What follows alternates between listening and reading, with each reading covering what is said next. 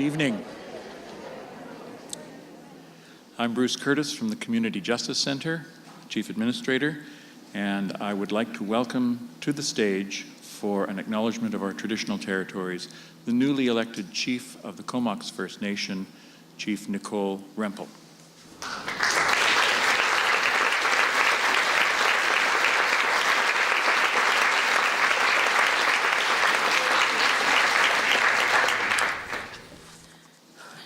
Imut that quaname, Hegus Nicole Rempel Quatnan, Cheche Hothach, Atasquol, Atams Geje, Cheche Hotanopech.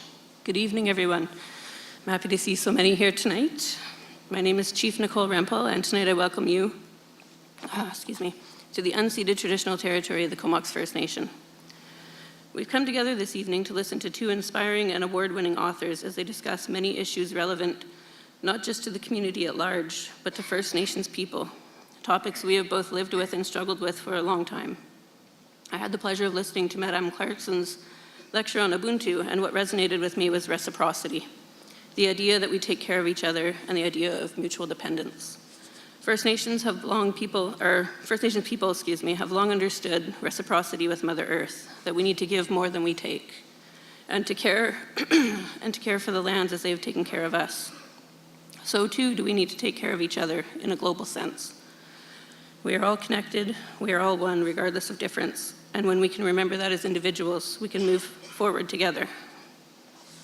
In the Comox culture, we have a saying, Pa'atams Quenegan, we are of one mind. I'm happy to be here this evening to listen to both the Right Honourable Adrienne Clarkson and Dr. John Ralston Saul, and would like to thank the Community Justice Center for hosting the evening and recognizing the territory of the Comox people. Imut.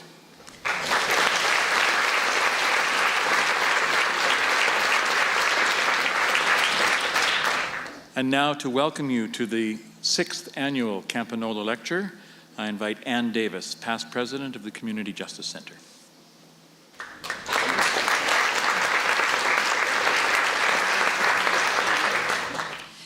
Welcome. Madam Clarkson, Dr. Saul, Chief Rempel, Mayor Jangula, Mayor Ives, Mayor Baird, CVRD Chairman Jolliffe, and all of our other honored guests and friends of Restorative Justice. I'm Ann Davis, I'm past president of the Community Justice Center, and on behalf of our partners in this evening's event, North Island College, School District 71 Comox Valley, the Sid Williams Theatre, I wish to welcome each of you to this extraordinary event, the 6th Annual Iona Campagnolo Lecture in Restorative Justice.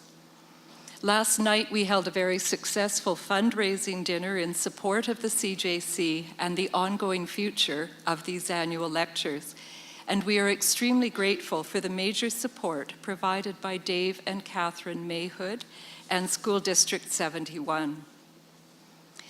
Over the past 6 years, the stature and influence of the individuals who have accepted the invitation to be Campagnolo lecturers has been very impressive, including, among others, Mr. Sven Robinson, Parliamentary Affairs Director for the Swiss-based Global Fund to Fight AIDS, Tuberculosis, and Malaria, Judge Ross Stewart, Saskatchewan Provincial Court Judge and author of Tough on Kids, and the Chief Justice of Canada and Deputy Governor-General, Madam Justice Beverly McLaughlin. But this year, we are topping off the list with Canada's 26th Governor-General, Madam Adrienne Clarkson, and Canada's leading public intellectual, Dr. John Ralston Saul. Madam Clarkson and Dr. Saul, you have brought grace and honor to these annual Campagnolo lectures and to the Comox Valley through your participation this year, and for that, we thank you.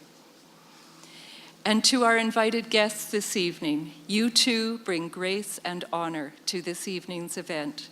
You have volunteered with the Justice Center. You and your organizations have partnered with the Justice Center in various projects designed to combat racism, homophobia, and hate activity.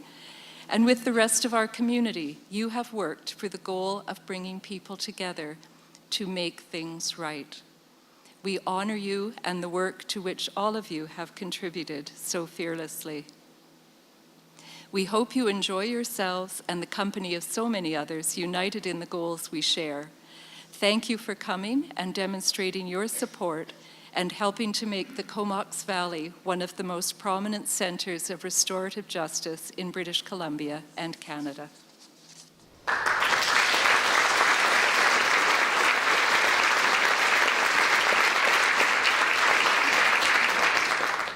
And to welcome you on behalf of all of the sponsors of this evening's event, the President of North Island College, John Bowman.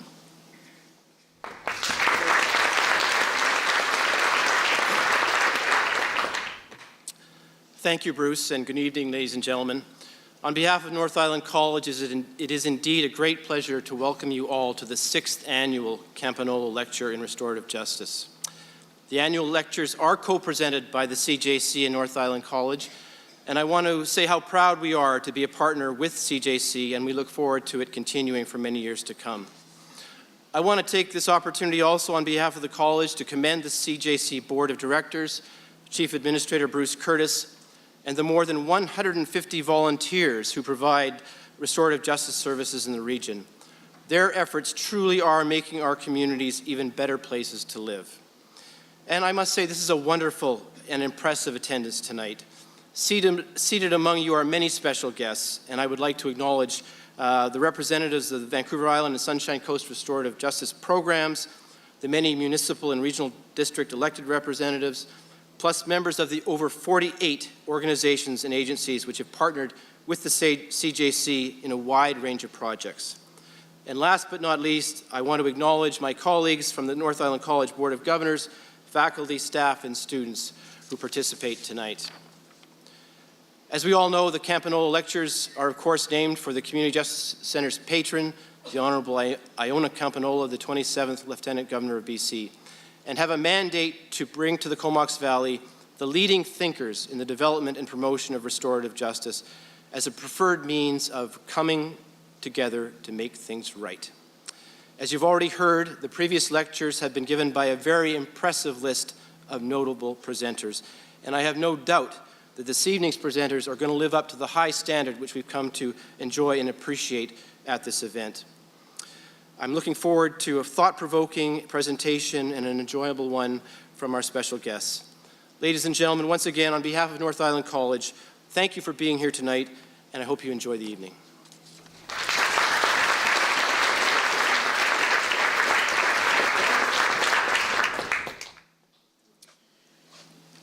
And the honor of introducing our special guests this evening goes to the woman whose name is attached to the Campagnolo Lectures, the Honorable Iona Campagnolo, 27th Lieutenant Governor of British Columbia and patron of the Community Justice Centre.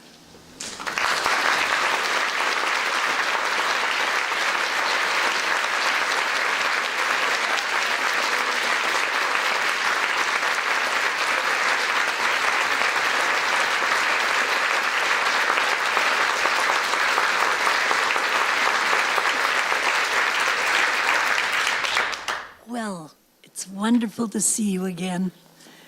Good evening, honored guests and valued supporters of the Community Justice Centre. I acknowledge with respect the Comox First Nation in whose traditional territories we are gathered for this event. Now, some of you will recall when that phrase first came into use. It used to often be called the Northern Protocol, because we would never have ever begun an evening without it. A protocol may seem a small thing, but in addition, it reminds us of the respect that is due and all that there is yet to be done on the road to a greater reconciliation and decolonialization of our beloved land. It is such a joy for me to be with you tonight in my role as patron of the Community Justice Centre. I haven't taken on very many honorary roles. In fact, the only other one that comes to mind is Barkerville, which I hope you'll all go to this year. It is such a joy to see you all, and I'm also happy for the opportunity that this offers my continuing thanks to the Justice Center for the wonderful gift of this meaningful lecture.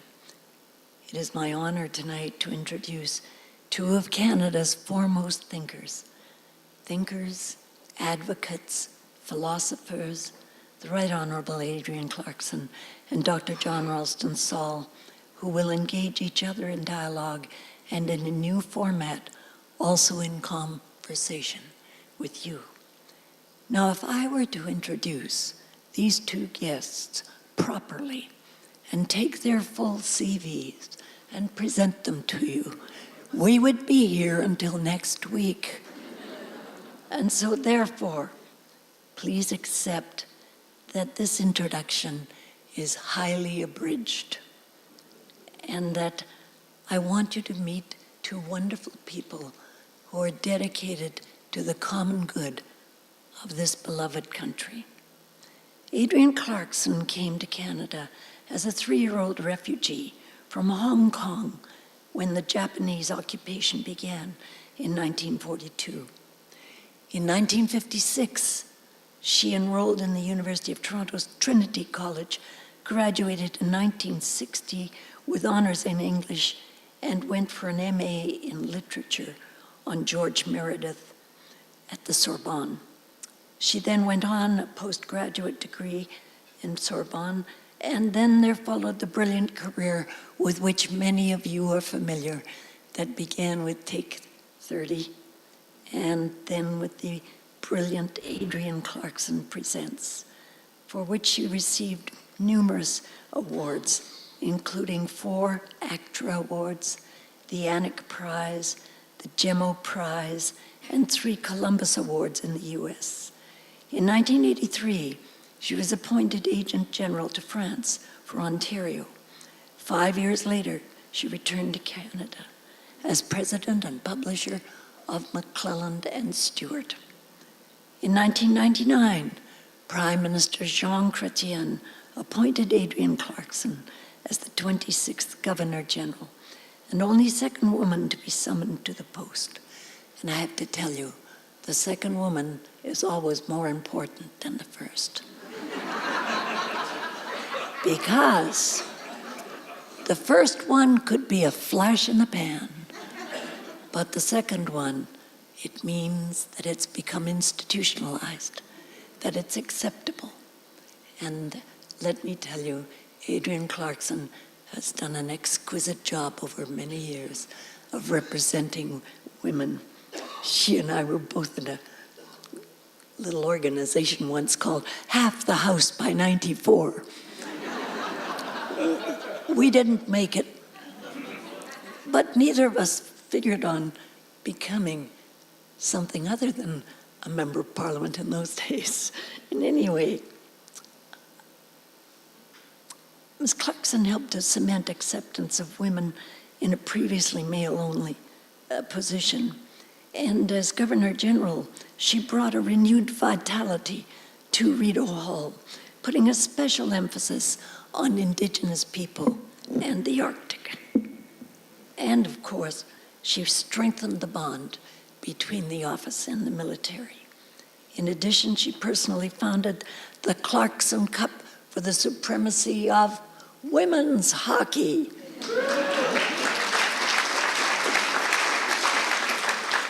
Madam Clarkson served an extra year of her term, being held in reserve. We all remember it well.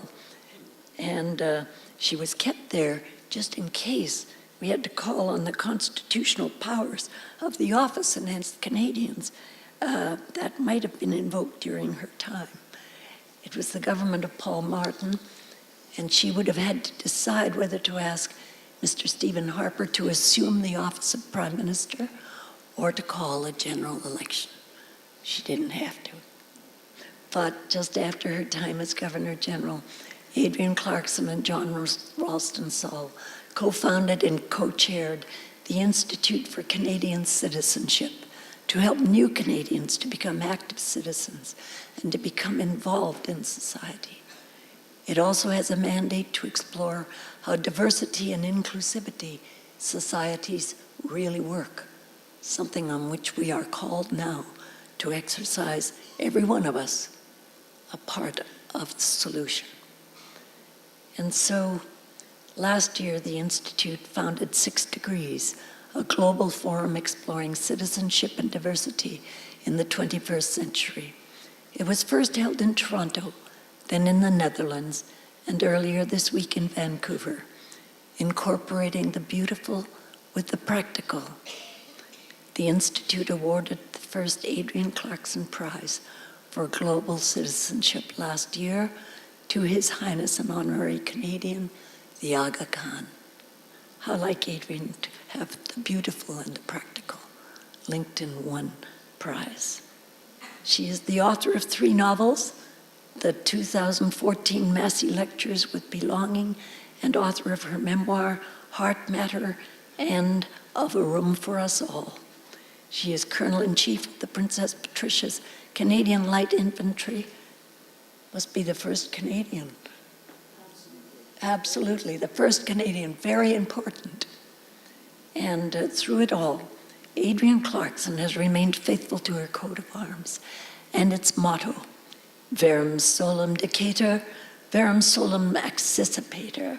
May only the truth be spoken, and may only the truth be heard. Now, John Ralston Saul is Canada's leading public intellectual and author, a philosopher, an essayist, and a lecturer, and a long-time freedom of expression champion. Declared a prophet by Time magazine, he is included in the prestigious Utne Readers list of the world's 100 leading thinkers and visionaries. His 14 works have been translated into 28 languages and 37 countries. Educated in public schools in Alberta and Manitoba, and then on to McGill with a BA in history and political science. He went to King's College London, completing his doctorate when he was just 25.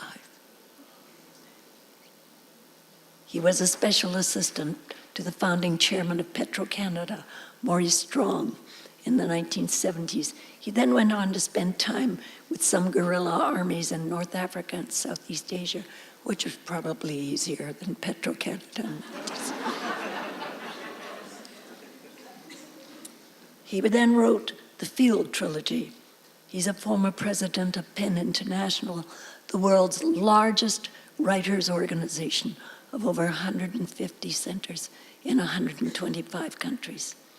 Primarily working as an essayist, his Voltaire's Bastards established his view of history and political philosophy. In 1994, there was The Doubter's Companion and The Unconscious Civilization, as well as reflections of a Siamese twin. There have been continued praise for Dr. Saul's work as a visionary who paints a real portrait of our planet. He was made Chevalier de l'Ordre des Arts et des Lettres de France in 1996, fluently bilingual. He has always been an advocate of bilingual education, co-founding Le Français pour l'Avenir, French for the Future, in support of French immersion and first language French programs outside Quebec. In 2000, John Ralston Saul founded La Fontaine Baldwin Symposium, the prestigious national lecture series on Canadian democracy. You might have read the other day in the Wall Street Journal, we're not considered a real democracy by some. However, we're not going to talk about that. However, then he went on to publish On Equilibrium, Some Ethical Considerations of the Public Good in 2001, The Collapse of Globalism in 2005, where he predicted the 2008 financial crisis and the current rise of populism. The collapse of globalism has now been picked up again by publishers worldwide, given its asserted contemporary relevance. Mr. Saul has offered spirited defense of public education. Any weakening of universal public education can only be a weakening of democracy, he says. He argues that mounting debts of post-secondary students requires an extension of public education past the secondary school level. In 2008, he published A Fair Country, his second major work on Canada. In it, he advanced the idea that Canada is not, as traditionally believed by many, to be a country founded on British and French cultural values. Rather, it is a Métis nation, in the broadest sense of the term, built on a triangular foundation of the three cultures that first shaped it: the Indigenous peoples, the Francophones, and the Anglophones. His most recent book is The Comeback, greatly influenced the national conversation on Indigenous issues. In it, he examines the remarkable return to power and influence and recognition of Indigenous peoples throughout our country. A few days ago, we noted the 35th anniversary of the signing of the Charter of Rights and Freedoms, in Section 35 of which we still have to come to terms and define Aboriginal rights and title. It's a responsibility. And of course, Dr. Saul has called Canada a soft country, not meaning that it is a nation that is weak, but that it is a flexible and complex identity, as opposed to the unyielding or monolithic identities of either our past or of other existing nations.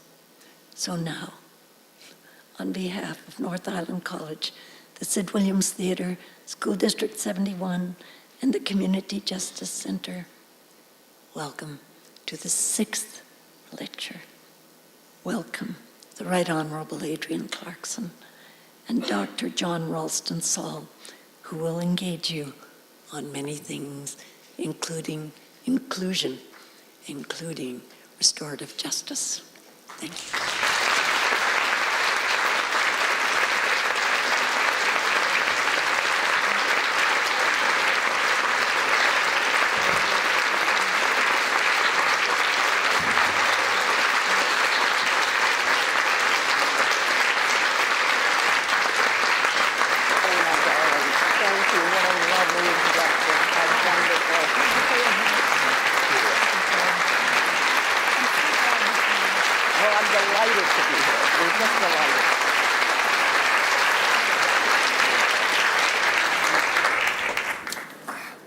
We've never done this before. 40 years together, we've never shared a stage together, so we don't know what's going to happen.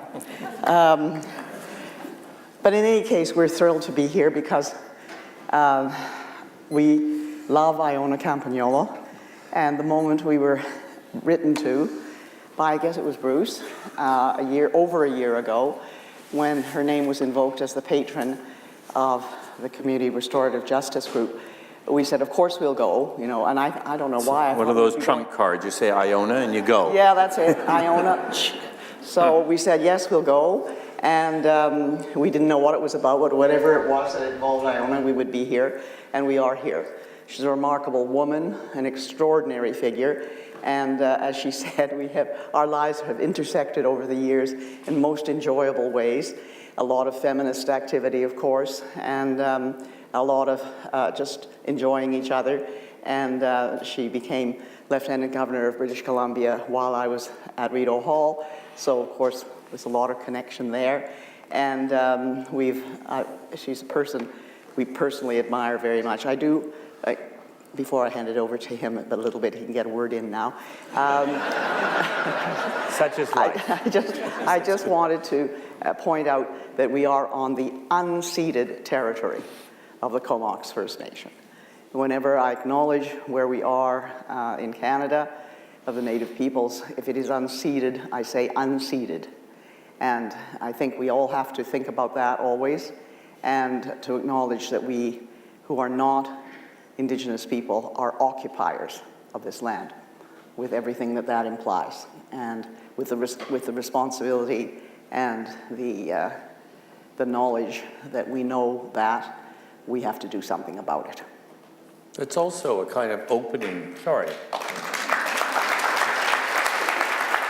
And Iona talked about, the dignity, and after all, civilization is about, there has to be a certain formality, there has to be a certain rigor, there has to be dignity. And it's very, that acknowledgement, I think, is tied to the very idea of restorative justice. I mean, it's acknowledgement, but there's another thing in it which isn't said enough, and that is that we are, I should say I am, and people like me are we brought Francophones and Anglophones a very, very arid,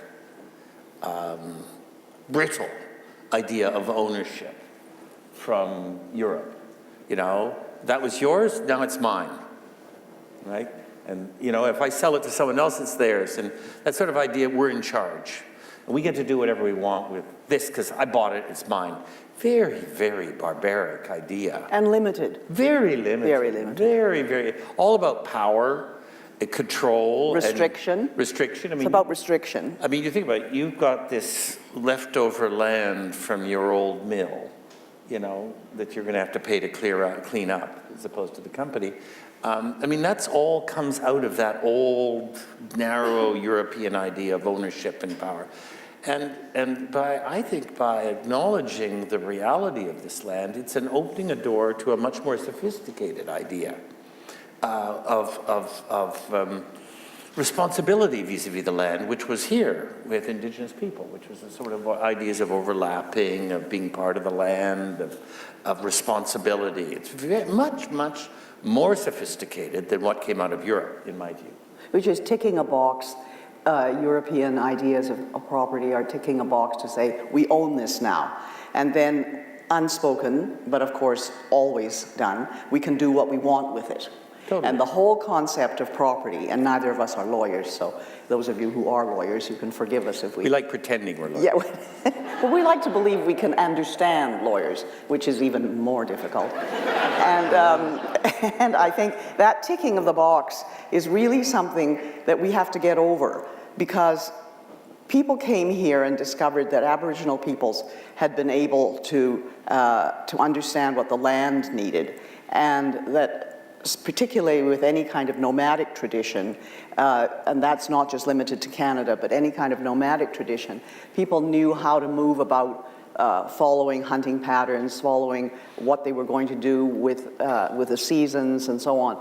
And so when you decide you're going to settle and you're going to have property, you draw these lines. And of course that has a very profound effect on your mental state, and also on the way in which you're going to look not only at property and at land, but at other human beings.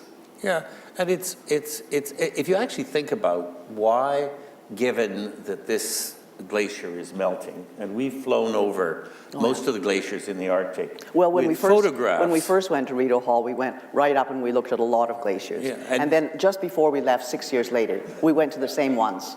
No, remember? but it was also... And they had receded. But remember, they went around just after the war and photographed the Arctic. They were doing the final mapping, and they particularly photographed from the air all the glaciers. So you'd go around in these wonderful old twin otters with the photograph of what the glaciers looked like in 1950 or 48 and what they look like now. So it's absolutely clear what's happening. And so you ask yourself, why are we going so slowly in the environmental movement? Really, it's not going that fast, considering what's at stake. And we still have these silly arguments that we know are really nonsense or dangerous. And it's in part of there are lots of reasons. I mean, one of them is power, and another is interest. But one of them really is that very brittle Western Judeo-Christian idea of ownership and control, as opposed to saying, hey, we're part of this. We don't own this, we're part of this. We have responsibilities to help. And frankly, Indigenous philosophy and Indigenous ideas of responsibility to land are far more postmodern and modern for what we need today. Whereas the old British, French stuff, German, European stuff, is what's holding us back from handling these issues in a much more adventurous and fast and responsible way, I think. And that's, I think, why we were particularly struck when we emphasized going to the North and going to Indigenous communities a great deal when I was Governor General, because that's what we were really interested in, and we were able to do that, and also because my predecessors that I admired the most, in order, I guess, Governor General Vanier and Vincent Massey, had both emphasized that within the limits of what they could do, as they were older white gentlemen, and they couldn't travel all that much as we could, and we did. Went all over the place to talk to Indigenous communities, to go to the North, and when we did, and we first heard about restorative justice in a community in the Mackenzie area and how it was operating, we were very interested and excited. This is already just 1999 or early 2000. And I remember having a conversation at that time with the Chief Justice, who became, happily, the Chief Justice 4 months after I became Governor General. So it was wonderful to have a girl buddy in that office. And also as Deputy Governor General, she was somebody who one could trust and talk to in every possible way. And of course, as you know, the Supreme Court has made extraordinary steps forward in terms of our relationship to the Indigenous people. And so the idea of restorative justice, the idea of people sitting in a circle and talking to each other, that problems could be solved in this way by other people, really was something that was a revelation to us, and we kept being interested in it. And I think that it's very, very wonderful comment on your community here that you should have started it so early. I think it means that you have a community where people are trusted and trust each other. And trust is absolutely the basis of how you can have a democracy. If you don't have lateral trust, what I've called lateral trust, you can't have democracy. And I think that's why this appealed to us too, to come and talk to you about this, and I'm interested in the details of it. I'm interested in how people can help other people in this way, so that our whole society can roll on a little more smoothly rather than having everything have to be pushed into legalistic arguments or the courts, or things that are brutal and square. And so, and incidentally, you're probably looking for a speaker for next year. We have one for So you. the only other place in Canada where this kind of approach is really seriously taken, And on a province-wide basis. well, it's your Human Rights Commission was shut down, Yeah. mysteriously, and but the Human Rights Commission of Saskatchewan is run by a guy called David Arnott, Judge David Arnott, who was the very revolutionary treaty commissioner in the province before that. Wonderful guy. And he and all the people around him actually run that commission on restorative justice principles. And they don't really say that, we're running this as if it were a First Nations operation, but they are. We did our they first, just do it. When we did our first trip to Saskatoon, when we'd go to a province, when I was Governor General, we'd go for a week to 10 days, and we'd go to a number of different communities, and we'd often take the car and drive, and that we did a lot in the prairies, which is nice because I like the prairies. I'm a person who likes the prairies because I like the way they roll, and I'm not terribly fond of mountains. I think they blot out the sky. You shouldn't say that. That's a digression. Don't say that. But anyway, they have the sea. I'd be very careful. I'm from the prairies. I'm not saying that. But David took us into a school in downtown Saskatoon. When we first went there, I think it was in early 2000, and there was a class of grade 1, and it was a downtown area where there's a lot of Indigenous children and also non-Indigenous children. And he went in and he said, everybody who's a treaty person, put up your hand. And every single child put up their hand. Because every person in Canada is a treaty person. It's not just the Indigenous people that are, and that just got us right away, and we understood what David was trying to get at and what they're doing in a place like Saskatchewan, where they see the reality in front of them and understand that they're really being involved in dealing with it. Now he's moved on to having citizenship courses put in schools. We've been working with him a lot. He has a whole program that he's put together, a whole curriculum that that's being more or less accepted in Saskatchewan, and I think they're maybe moving it into Alberta. Anyway, he'd be a great person, I think, for this whole discussion. We actually have a plan, believe it or not. We do. Sort of a plan, and we'll see. But you know, here's a sort of, you know, obviously this is a conversation about engaged citizenship, about volunteerism, but volunteerism in our minds is not, you know, it's not something on the side. It's not charity. It's not a profession. It's a form of engaged citizenship. And the fact that this program is done through volunteerism means it's done through engaged citizens. It's a real statement of what democracy is about. People always say, you know, democracy is about voting. And voting is only the punctuation. It's the sentences that make up citizenship. And something like this is the sentences of citizenship. And the sentences are about compassion, about empathy, about caring, about acknowledgement, about the other. And they're not about, you know, whether or not you vote yes or no on a referendum, which is anti-democratic anyway. It's not part of democracy, a referendum. Not part of our parliamentary democracy anyway. Thank you very much. We'll have to stick together on this. And every time I hear the word referendum, I go crazy. And so the British have just discovered it twice, that it has nothing to do with democracy. But we wanted to begin, so let's begin, by just telling you a little story. And this is a story in which Canada comes out well. But it's actually, it's almost more like a warning. So in 2003... in 2003, I checked. I think I'm right. There was a heat wave in Europe, and in France, particularly. No, all over Europe City. But you know, and it was in August, so people were on holiday, and at the end of that summer, 17,000. No. Oh, in all of Europe. Oh, in Europe, okay. I checked. I thought you meant in Paris. In Paris, it was 17,000. Well, anyway, a lot of people were... It can't be... Thousands of people. No. How about thousands of people? No, it's... compromise. I can tell you, 14,806 people died in France alone of heat prostration. Yes.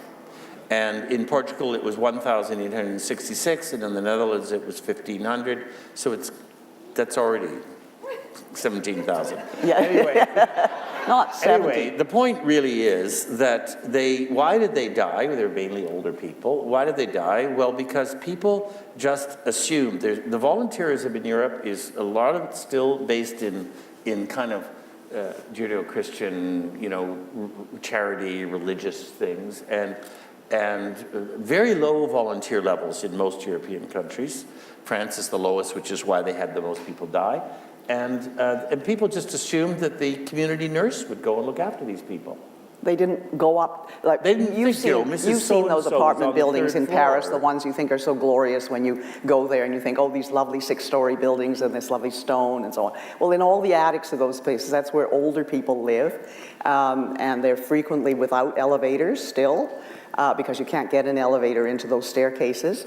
And so nobody bothered to go up and knock on the doors of people on the 5th and 6th floors. They just didn't think it was their responsibility. Why would they be responsible? This is a nation that lets its cats and dogs out in August on the street. And when you say to them, well, what do you think is going to happen to them? They say, well, maybe they'll come back when we come home from holiday. But the point is not that we're better or they're worse. They're worse. Just different, huh? It's a system. No, you know, Europe is essentially structured on a system where people pay taxes, people vote, they debate, they march, but this idea of volunteerism as a citizen activity is not that strong. Germany is one of the strongest, interestingly enough, and one of the best in that area. But, you know, a couple of years later, we had the ice storm, the enormous ice storm in basically Ontario and Quebec. Well, in Toronto, we had 1 million people without electricity for an average of 9 to 10 days in the city of Toronto. And I know that because we had it over Christmas, and we had 5 people sleeping in our house because they were our daughter and her husband and 2 children and her mother-in-law. And they had no electricity in their house, and so they stayed for 3 or 4 days. And Quebec was particularly hard hit, and then that southeastern part of Ontario. And the fact is you die faster from cold than from heat unless you're being boiled to death.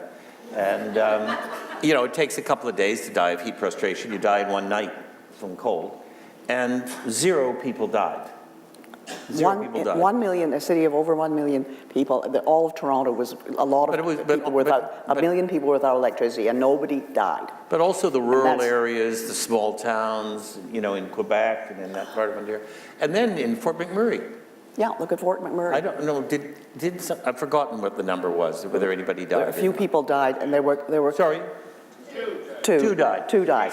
And people in Europe... Sorry, what did you say? There were 2 teenagers that ran into a truck. That's right. It was a car accident. So it was Yeah, right. but people ask us in Europe, because we do spend time in France, that's why we speak about France knowledgeably, because we spend time there. And people said to me, how many people died in that? Because they were seeing these images. TV loves fires and earthquakes and all natural disasters. And they said, how many people died? And they saw these things. And we said, I don't think anyone died of the fire. And they were amazed at that. And the other thing they were totally amazed by was the cards that were given out so that people could get cash, so they could immediately have access to food and so on. And all of this is done out of a kind of, I think, understanding in our country about what it is to be somewhere where you're so cold and you have to be taken in and somebody will open the door to you.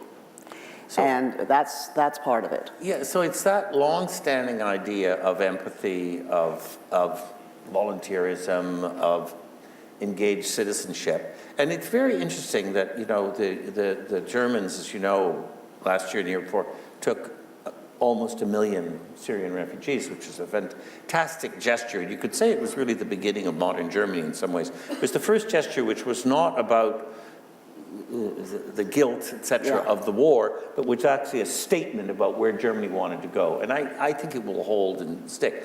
But they found themselves without any national policies at all on how to deal with citizenship. All of Europe has really there is no European country with a Department of Citizenship and Immigration. They have junior departments which relate to the police ministry. If you are Interior, when all you of Europe, when you including go, Britain, you heard Britain. you heard our biographies. You didn't hear that much about John's experience in France, but he was there for 7 years, and I went as a student for three and a half years.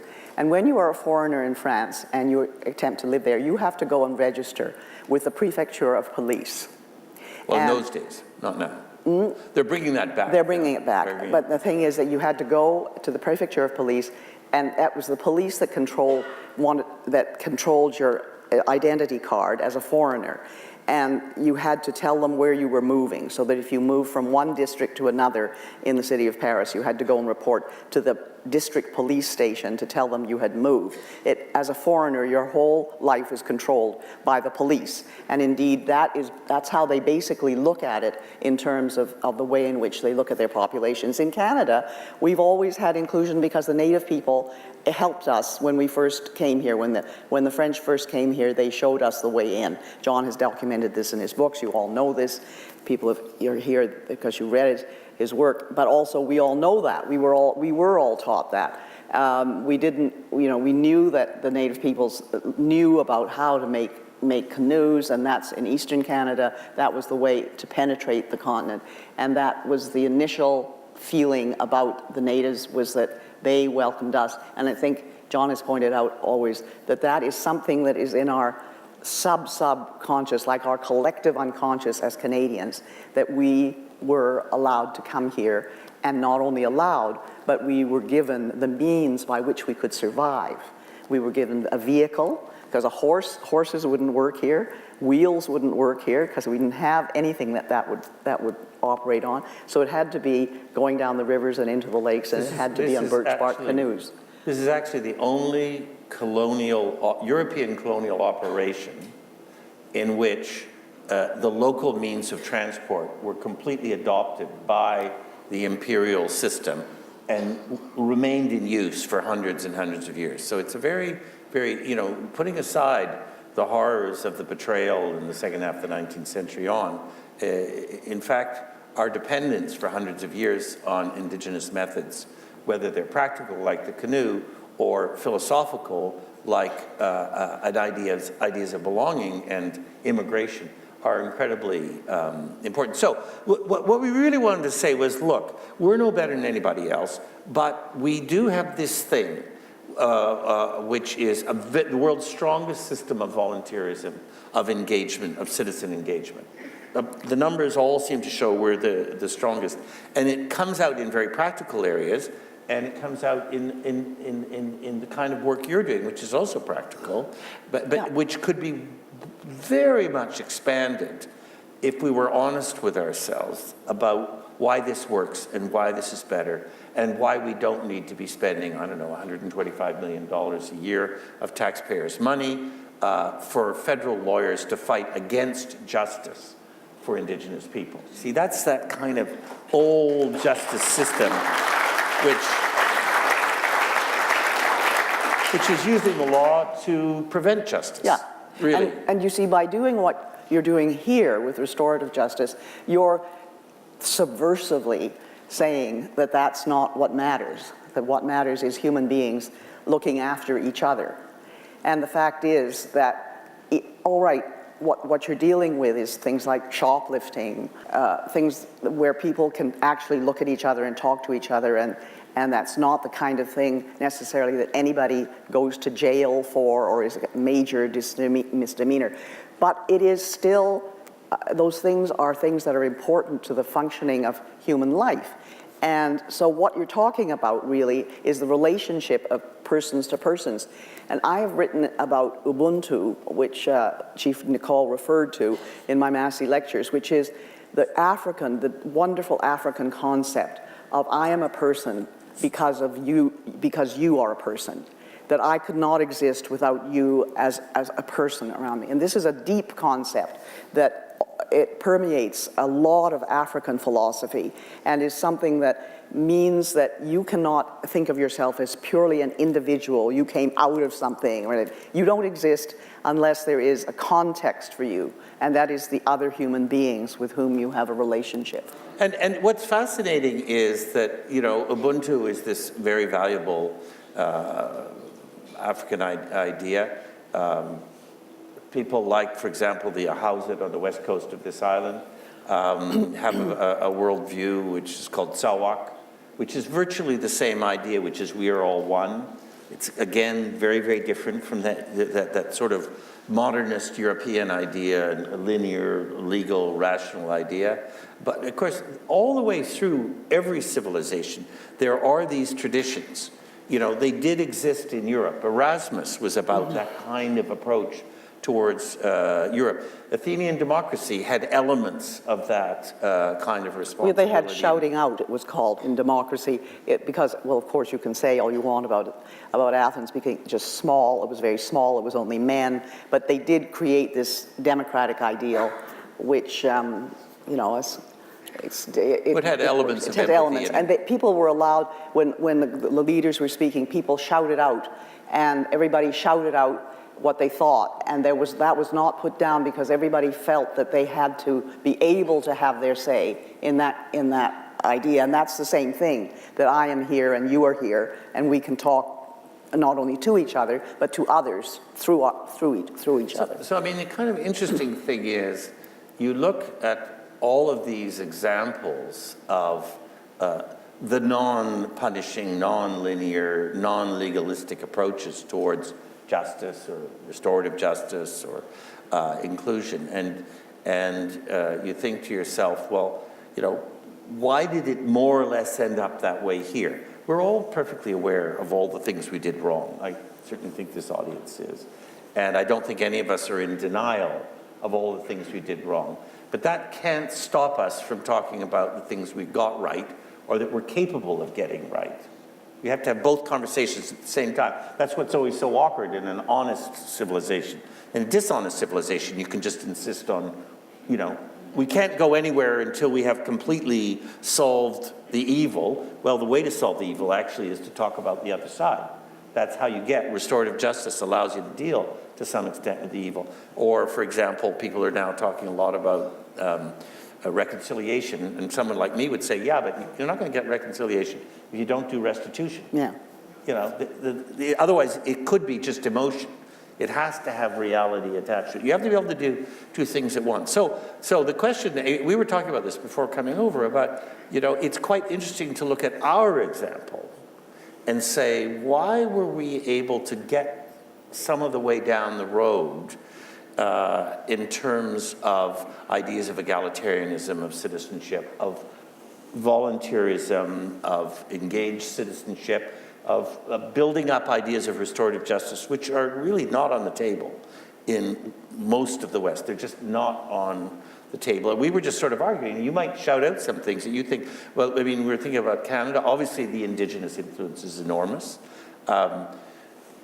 Related to that, you know, you being slight exceptions, but the North, you know, you have to act slightly differently when the climate isn't on your side, the North and the cold. Certainly levels of poverty from immigrants coming in, people arriving in conditions of great poverty, and with a very heavy sense of loss.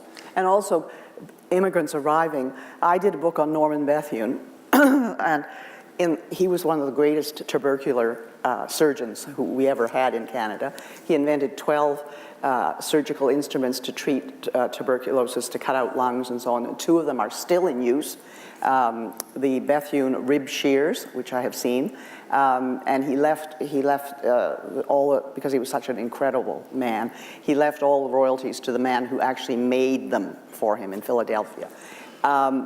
But when reading about tuberculosis, because he had it himself, and it was an absolute scourge, from 1900 to 1911, 1 in 3 people coming to Canada, I think that's about the statistic, had TB. And that's why, and I don't know what it's like in British Columbia, but certainly in the eastern part of Canada and into Manitoba and Saskatchewan, there are TB sanitariums. Even when I was a child, there was one on Carling Avenue in Ottawa. They're all through southern Ontario, they're through Alberta, and because people had TB and they came here as immigrants, and then they got better because they had heard, even in the slums of Slovenia and of where they were before in Hungary and so on, they'd heard that if they came to Canada, maybe the air was better. There's a wonderful book, a PhD thesis written on it, which I read, and it was about the number of people who had TB. And so the people that we got were not only poor and didn't have clothing and didn't have anything and had never owned anything, but they also weren't healthy, wonderful specimens of humanity. Or the families would include. It was quite interesting that when you actually look at the details of the way the now 40,000 Syrians who have come, how the work has been done, and it showed how well organized we are when we want to do something like this, is that the officials, the experts, which included medical experts that we sent to Jordan and Lebanon in particular, what they were looking for in families was, is there anything wrong medically in your family? Because if there is, we want to know, because we want to get you to Canada and get you to a place where we can handle it. So we actually know some examples of one of the first families with a little boy who had leukemia, and they made sure he went to Toronto where the sick kid was, because they knew he would have to have yeah, he had to have a treatment of right away, and he did, and he's doing very well now. He's 5. So built into that whole idea of immigration is not that we're going to be a country that brings in a lot of really rich and well-educated people. It's that we're going to bring in people, and in those families, there are going to be serious medical problems. We're going to have to deal with them. So you know, the roots of this idea of what you're working on, we've named some of those things, that idea of loss, the idea of safety, which we found in our work with the ICC, when you ask immigrants to Canada what the most important thing for them here is, they say safety. Security. Security, safety, not a job. Safety, security. That they feel, really interesting. They feel safe, they feel they can go to bed at night and feel safe, they feel they can walk down the street, or their children can, and be safe. And that idea of safety, when they say that, and I've heard it so many, many times, and it still gives me a little chill because I feel exactly what they mean. Because we live in such a privileged place, and as a journalist for the CBC for years, I went to places that were not safe. Northern Ireland, Africa, all of these places where you really, South America, Central America, where you knew people were in terror, a lot of them. And so that idea that somehow we have a safe place and that it is a haven, I think that people really understand that in a deep fashion. And I think it's inherited too, because we're all only, I'm an immigrant myself, but a lot of people are only one or two generations removed from immigration and moved from poverty. Moved because the immigrants came to this country not with money. They came and they were poor, and they also had to make their way. And I think all of that is sort of built into why a system like yours, if you really push it, could become province-wide, could become national, because it answers a certain need. As you heard, for 6 years I was the international president of PEN, and my job really was to go around to every possible unpleasant place and try to talk dictators or generals or policemen into releasing people, not killing people, treating people better, and so on. And so you realize why this question of safety is so important. But also, and we were talking about this habit, people say, Canada got citizenship in 1947, and we're always talking about it as if it's all so new here. In fact, we're now the oldest continuous democratic federation in the world. The oldest continuous democratic federation in the world, and we're either the first, second, or third oldest continuous democracy in the world, depending on how you do the argument. I'm perfectly happy to do the argument that says we're number one, but but we don't have time tonight, and we can settle for number 2 or 3 if we want. So this is a very old country, but we're also old because this pattern of welcoming newcomers goes back, in terms of people coming from outside the continent, 500 years, over 500 years. It's the welcoming by the indigenous people, and then, this whole system that went on. And even if it had the head tax and all these ugly moments in it, there was this line that when people came, when the French came to New France, they were given help by the government. When the Loyalists came, 95 or 8% of whom were poverty-stricken and had nothing and were not English. They were Germans, Catholic, Scots and Irish, Black, Indigenous, largely. There were a couple of English in there, very, very few. And they came and they were given enormous support, not just land, money, seeds, clothing, animals. And this went on, as we know, in the late 19th century when the Ukrainians and so on came, the whole thing, the lumber for their villages. This whole idea that the system and the neighbors had to be involved in helping people. Was it perfect? Were there flaws? Did people suffer? Yes.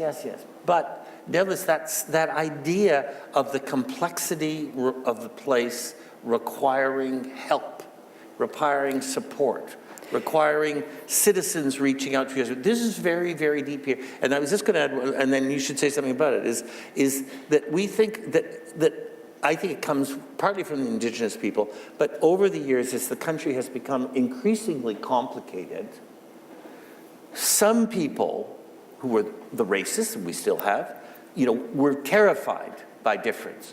But an increasing number of Canadians started to enjoy complexity, enjoy uncertainty, enjoy difference. And in that sense, one of the most interesting things about the country is that we've become more and more curious about each other. Yeah. That curiosity about the other is another interesting form of empathy. No, I think curiosity is one of the things that we should always cultivate in our children and in ourselves forever, because curiosity is what keeps you alive.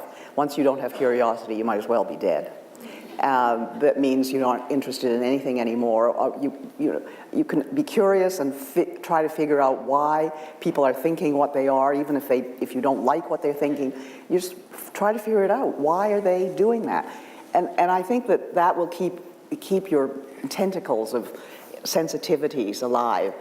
one of the things that I think, coming back to the volunteer thing, I was having a discussion. We were in the Netherlands, and I remember having a discussion. Can I just interrupt one thing, which is, one of the interesting ways of thinking about curiosity is, and thinking about, the head tax and what was done to the Japanese. I mean, all local stories, let's face it, right? BC stories. It's not just a fear of the other, it's a fear of curiosity. It's a fear of the unknown, as opposed to saying, geez, I don't know about that. Tell me about it. We want to know about you. This is really interesting. So that curiosity becomes one of the real builders for the kind of society which we're slowly becoming. And the why, asking why? Why does that happen? And if you always say why, then you will really develop yourself. And I think, I was just going to go on to talk about the fact that in the volunteering and so on, we have, for instance, our Sacred Meals on Wheels, which works really well, and it's developed into different kinds of things. In Montreal, there's a Centropole, it's called, and students and people on bikes deliver meals, whereas in Ontario, it tends to be people like my mother did it for years and years and years out of our church, and she drove around with another friend and the thing and delivered the meals. And I was told in Holland that they're worried they started to do something like that, and then of course people said, well, do you drive well enough to go and take this food? And is the food prepared safely enough in the place that you're preparing it? How can you be sure it's not going to poison the people? And so they're going to put in rules, and then it's not going to work anymore. It's obviously aimed at trying to kill that. And also the volunteers who take people to medical appointments and to dental appointments and things like that. Is your car safe to take a person from their house to a dental appointment? All of that stuff has to be thought of in terms of, what are they really trying to say? Are they saying that they don't want the personal involvement? And that's, I think, what you'd have to worry about in things like restorative justice, is something going to happen at any point that says you're interfering with a legal system, or it's not the right thing. And I think that's a very, could be a very difficult system. We're kind of on the edge in Canada. Yeah. I mean, if you actually think about your relationship with, airports or hotels or officials, the number of times people tell you what you can't do, or the rules say that. And we have to be very careful. Of course, we need the rules, but it can't get in the way of the ability of citizens to help each other. These things, our immigration system is 50% based on the fact that we actually have laws which will go up and down and be argued about endlessly. We have proper immigration laws, we have an immigration policy, we have an immigration department, we have tens of thousands of immigration specialists working for the government, etc. And that's why we were able to bring 40,000 into Canada, Syrians, really quite fast, or we were able to take, you just look back through our history. It was all organized. But that's 50%. The other 50% has always been citizen support, volunteerism, empathy, engagement. And you think it's gradually being replaced by government professionalism and laws, and you suddenly realize, the government suddenly realized, that actually the citizen-sponsored Syrians were in a far better position than the government-sponsored Syrians, And incidentally, if you'll forgive me, this is a very small political point, we call them private sponsorship, which is a garbage title. Why is the title attached to the money? Because private suggests it's about the money. It's about taxpayers giving some of their money. The money is peanuts compared to the actual engagement of the families on a human citizenship level. And so it should really be called citizen sponsorship. But the governments have realized, the settlement agencies, I don't know, are there people here from settlement agencies? Or they will speak up after, perhaps. I'm sure. But we really, that whole system really functions because of citizen engagement. And so you have to have that balance. And the moment becomes dangerous when suddenly people are telling you, well, you can't volunteer, you can't engage, you can't help people, because we have rules that stop you from helping people. And that is a very dangerous moment. And I think people who are Yeah. involved doing what you're doing should be, in a way, the warning signals for all of us, saying, wait a minute. We all believe in proper rules and regulations, but we all believe in citizen engagement. That's not about right-wing, left-wing. That's about how does a democracy function, and particularly how has our democracy functioned at its best. And I think really we have, you know, we are talking, when we talk about restorative justice, we're talking about an ability of people to put themselves in the shoes of the other and say, what happened to that kid who's 16 and did that, went to that store and did that, and say basically that when it all works right, that gets forgiven, really. And forgiveness is really interesting because to forgive is one thing, and I think it's probably harder to be forgiven than to forgive. To forgive is, you say, all right, I'm going to do that. To be forgiven, it's in another place. And I think that in a country where we know, and we're hugely affluent now, and I say this all the time, and those of you who have read my books say that we didn't have a car till I was 12, but I didn't really notice because nobody else did.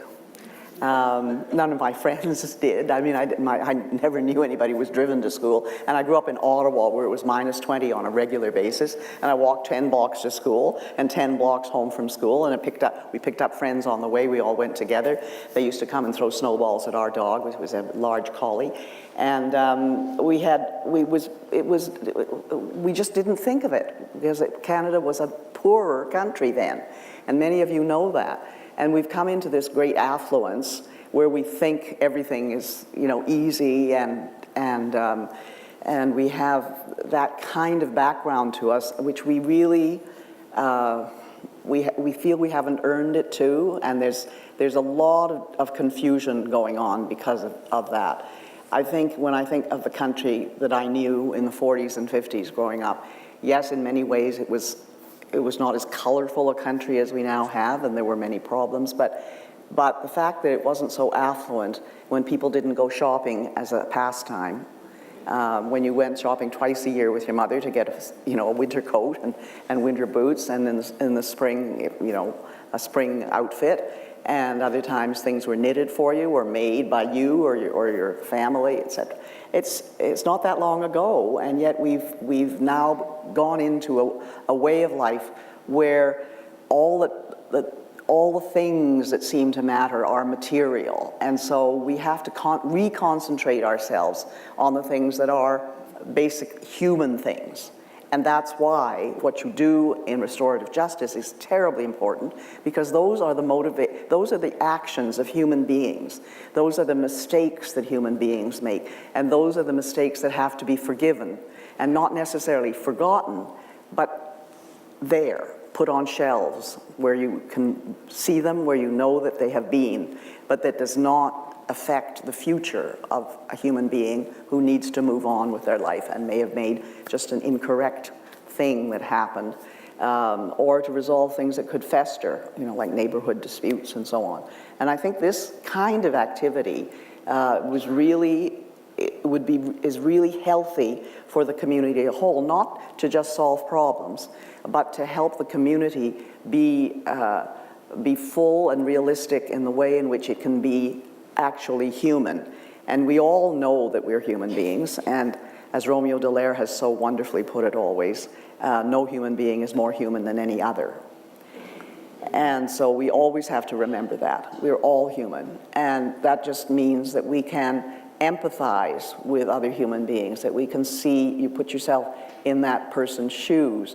And it's very, very difficult, I think, to communicate that in a society where everybody has a lot of things and continues to want to have a lot of things and does not think in terms of what they can do for other people, how they can expand their horizon by understanding, by empathy, by all of those activities. I think that we have to really understand that we need the work we need to do is within ourselves, so that we have the possibility of doing that. But there's also you know, there's always been a struggle in Canada between the South and the rest of the country. Now, you're not very far from the South, but still, you know, you're not in Vancouver, you're not in Victoria, you're not in Calgary or Toronto or Montreal. And you know, the last 20, 30 years, the version that old struggle has taken, I mean, it used to be simply that, you know, the big companies were in the South, the decisions were made in the South, and the mills, the trees, the mines were just a little bit further north, but it was all run out of offices in Vancouver or Toronto or Montreal. But the modern version of it is a much prettier version, which is, of course, that the cities are bigger than ever, and young people rush to the cities, and they're very exciting, and they're great, and all the rest of it. But we know we have enormous difficulties inside these cities of what is the nature of belonging and what is the nature of the responsibility of those big cities vis-a-vis 3/4, if not 80% of the country. And they're more and more looking inward. There's no question about that. Now, there are great things in the cities. There's an enormous amount of volunteerism in the cities. There's a lot of work going on in difficult areas. But I think that they're more and more obsessed by themselves. And you do hear, certainly in Vancouver, Calgary, Toronto, Montreal, for sure, you hear this kind of discourse which came out of globalization in a way, which is, you know, the nation state's finished, and now, you know, the future is these city states, and we're all talking to each other, you know. It's where real colonialism comes out, right? Toronto's talking to New York and to Paris and London. So it's that old sort of world-class garbage that, is there any way we can pretend we're just like the imperial centers? But behind all of that is this real risk, which is that the cities live off the rest of the country, as they always have, and completely forget what their responsibilities are vis-a-vis the rest of the country. The other side of that is that in a way, communities like these three communities, because you're focused, because you're a certain size, you actually do have the ability to invent systems, say, of restorative justice, which can spread, maybe at first through other smaller communities, but gradually, you know, have an impact elsewhere in the country. And I think it's really, really important to remember in this country that one of the characteristics of it is that very few important ideas begin in the national capital. Yeah, definitely. Almost zero. Yeah. Some ideas begin in provincial capitals, fewer than you would think. A lot of the great ideas in this country begin in the smaller towns and cities. They become movements. They're healthcare movements. They're education movements. They're women's rights movements. You look at the rise of the women's rights movement in the late 19th century. This was not coming out of Ottawa. It's coming out of Manitoba. Certainly wasn't coming out of Vancouver, you know. No. And you know, the same is true of all the ideas of protecting farmers, of cooperative movements, of cooperative banks. All of this came out of smaller communities. And so it is not at all improbable that something that starts here could move around the island and then move into the northern half of the province, et cetera, and really become a very valuable national movement, I think. I mean, I can feel that. Everything I've read about it and heard about it, I think this is a cause which you are one of the great leaders in, and you have to take, I know you take yourself seriously, but you know, you have to take yourselves even more seriously, because it might be that you are beginning something which could actually have an impact at a national level. At a certain point, though, somebody may find that you're on that they want your territory. Absolutely. And it may be lucrative to them. Has or that happened whatever. yet?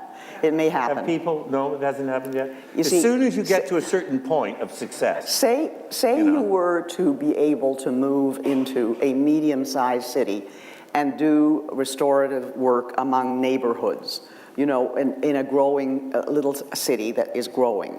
Not the big ones, because they're too big. But where there is development happening and there's neighborhood dispute. Are you going to have a 10-story tower here or build a shopping mall here in the middle of something? And the neighbors don't like it, and they, you know, there's obviously, in our system, there's usually something where there's a neighborhood association, the ratepayers association in Ontario, your neighborhood ratepayers association, and then there's an appeal. There can be appeal to the city council, and then above the city council there's a provincial thing, which it will be called something like the Ontario Municipal Board, where everybody can appeal and where developers always win because they always have all the money. And if you were to have that in smaller towns, and you were to say, we will try to reconcile it at the neighborhood association, even though there's property and money involved, we will try to get these people together to see how we can resolve it and make it amicable without resorting to lawyers and court systems. See how that would go. It would be very, very interesting to see how that would actually help development in small cities. Yeah. You know, it would be, because I think you'd find that there would be a lot of pushback because there's money to be made on all the levels of that, and there would be pushback. So it's really time to Yes, turn this over to you. absolutely. I think, you know, I see her worship there. She's going to moderate it, I think. Yeah. So just Mayor as a Baird, last... Mayor Baird, you're coming?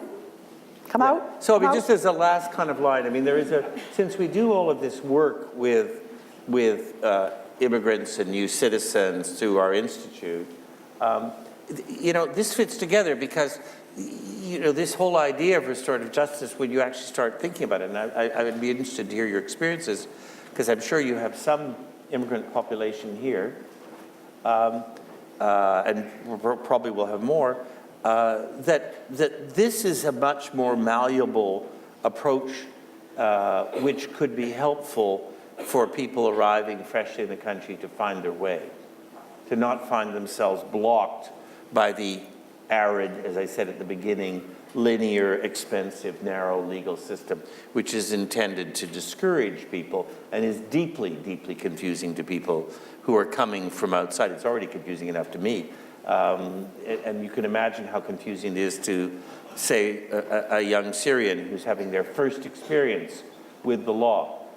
You could play, this sort of system can play a very interesting role in helping people find their way. And I think there was probably a lot of that in the 19th century. Yes, I'm sure there was. And I think we lost a lot of that. Anyway, Your Worship. Thank you very much. I want to thank you very much for that thought-provoking conversation.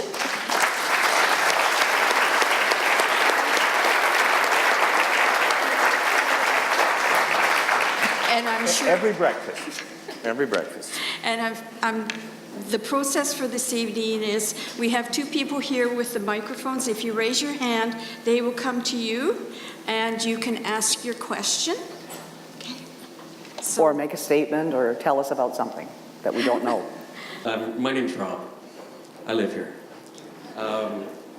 Going back to the issue of volunteerism, I'm interested in your comment on something that I've seen, and it's maybe the potentially the dark side of volunteerism, and that is it can be an excuse for civil society, for government to take on a role, and they will make the problem the volunteers' problem, and so there won't be formal programs to help because there have to be volunteer programs to help. Sort of a silly example of that was when we lived in Alberta, in Edmonton. Every school was built without a playground. Every elementary school needs a playground. They didn't build them because they expected volunteers to build them. And most of the fundraising came from casinos. Right. So we were turning the drug trade into playground equipment. But you see, that is precisely when I said that the immigration system is 50% government, 50% volunteerism. You can't, you have, if you're a volunteer in any area, that is not the end of you being a citizen.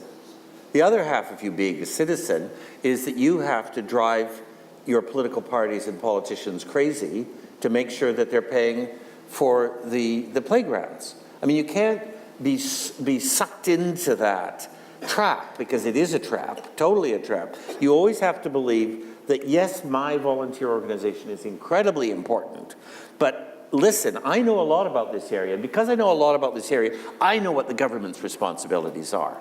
I know what the taxation regime ought to be. And I'm not going to be pushing to become more powerful as a volunteer. I'm going to be pushing to make sure that the public system assumes its responsibilities, and I assume my responsibilities. And I'm both. I'm two people. I'm that really troublesome citizen who wants the programs paid for properly, and I'm that engaged citizen who's working as a volunteer. You have to be at least two things and not be seduced, you know? You don't think that's... I mean, this, and we all know this, it's not even worth saying it. I mean, this thing about raising money for schools, and the worst of it, of course, as you know, is in the big cities where, you know, the upper middle class areas are raising money without problem, and the poor areas can't raise money, and there's no equalization system. This is evil, and unacceptable. Well, public schools, you know, in rich cities where public schools where the kids are going to take on trips to, you know, in Ontario it will be, the exotic one is to Quebec City, and the kids go overnight on the bus and they stay in some school, but still it costs, you know, $200 or $300, right? And there are people who can't afford that, so those kids can't go. That's not right. That's not right in a public school system. So you have to have this two-sided, you have always being a citizen has two sides to it. It's not charity, it's engaged citizenship as a volunteer, engaged citizenship as a fighting, red-hot, mad, you know, voter, party member, person who believes in programs that have to be put in place. We're crazed public education people, you know, and our grandchildren all go to public schools. And I wouldn't disown our daughters if they sent them, but still I find it's very, very important to emphasize always public schools. We were educated in public schools. And people, you know, people that I really respect say things like, yes, but you know, if you go to a private school, they give you this extra whatever. And I think, you know, you can give your kids that extra. You're a college-educated, professional person living in a wonderful house with 4 bedrooms and 5 bathrooms and, you know, holidays and things. So what if your child goes to a school where 1 year it isn't so terrific? You know, you're in school for a long time. Too. That's an experience. And that, you know, going to public schools, I think, was one of the best things. You know, there's never been a Prime Minister of Canada who's a graduate of a private school. All right? Well, Pierre Elliott Trudeau went to a I was going to say monastery, but I didn't mean that. Collège Brébeuf, but that was the nature of Quebec education. But you know, literally, if you look at the current federal cabinet, I mean, there may be somebody in there from a private school, but I don't know who that is. You look at the Supreme Court. You look at all the leading writers, you look at most of the leading professors, you just go through the leadership structures of Canada. The private schools are absent, largely absent. So, I mean, it's an awful lot of money not to do so well. I mean, I don't know what kind of ego that is, but it certainly doesn't impress me, and it doesn't show great intelligence, frankly. No, we cannot have a successful country like Canada with accepting immigrants unless we have public education, the strongest possible. It's the only way in which we can make people feel that they belong, that they all get the same kind of basic education. What they get extra, whether they have piano lessons or tap dancing lessons or learn to do archery, whatever, that's other. But the basis has to be public education, and it has to be good education, and has to be supported. You know, I mean, you know, everybody knows Adrienne comes from a refugee family, but I do have to say it. I look at my own family. My great-grandfather, one of them, came as virtually a slave to Canada. His family was so poor that he was abandoned aged, 6 or 7 on Trafalgar Square, and picked up by, I think, the CPR, and began life as an indentured child, running messages on the transcontinental trains. And his son was a doctor and went on to run a hospital, and his daughter was my grandmother. And, you know, I mean, public systems work in this country if we make the effort. And public education is the heart of what makes the country work. So there we are.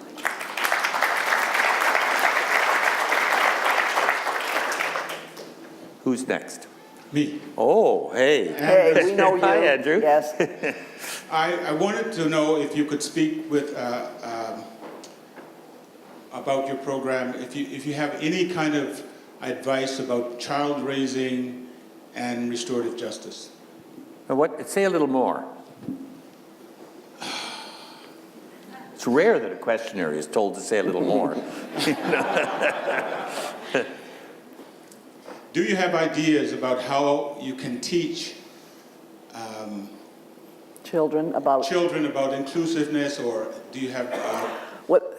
or parents about how parents can teach kids about inclusiveness, or are there programs that would include a whole bunch of parents? Well, there's one practical program, which yes, is, and I called don't know if Roots of Empathy. No, I mean, I was going to say the other one, I don't know if it exists in BC, I simply don't know where it exists, but in Ontario, in secondary school, Oh, yeah. you can't graduate from secondary school unless you've done how many hours of volunteerism? Is it 100? Something like that. It's a reasonable number. Do you have that Does here in exist BC here as well? Yeah. Well, at least that's a start. We didn't have that when I was going to school. Yeah, But and we the all- kids love it because, listen, you get out of math.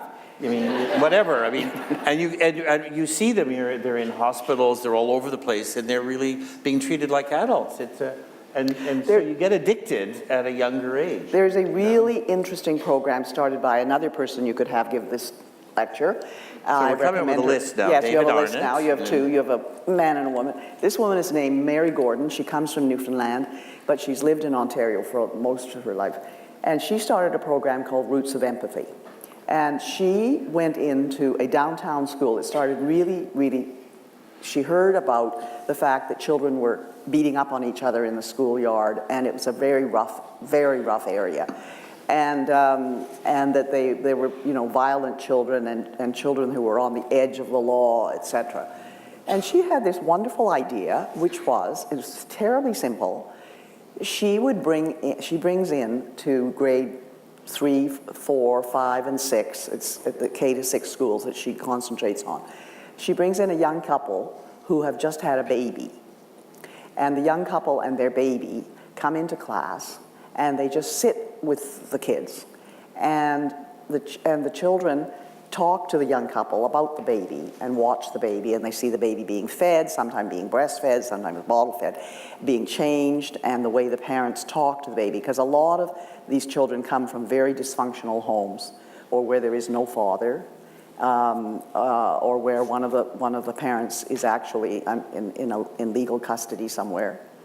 And that's where she started. And the children, we went to this when I was Governor General. I was so amazing. We just went and sort of lurked in the background to see it. The children would come up and say, do you have to clean her fingernails and things like that? And then, can I hold her? And they would hold. And in their own homes, often all they would hear is shouting and screaming and abuse. Themselves abused, seeing one of their parents, usually their mother, being abused, or there would be alcoholism, all kinds of things. And one of the most moving things Mary said was that in her second year that she did this was a young boy who'd been really very difficult. He'd brought a knife to school. He had really hurt some other people, just punching them, etc. Anyway, Jesse was his name, and he was, he watched from the background. He never held the child. They bring the child from the time it's about three weeks old till about 1 year, over a period of every 2 or 3 weeks. So you see the child developing and then gurgling and sitting up and recognizing people and saying, looking at the teeth and just having this relationship with the baby. And they're not getting that at home, because if there is anything, it's not done in that kind of fashion. And Jesse went to the window. He didn't come and play one day. And so Mary went up to him and said, what's up, Jesse? And he said, do you think that you can learn to love somebody when you've never been loved? And that kind of thing, it's a very basic kind of thing, but I think that program, it's expanding a little beyond Mary, is something that I think could be replicated in different ways in different communities. We're talking downtown, inner city, multi-ethnic kind of school with some Aboriginal people in it, actually, in Toronto.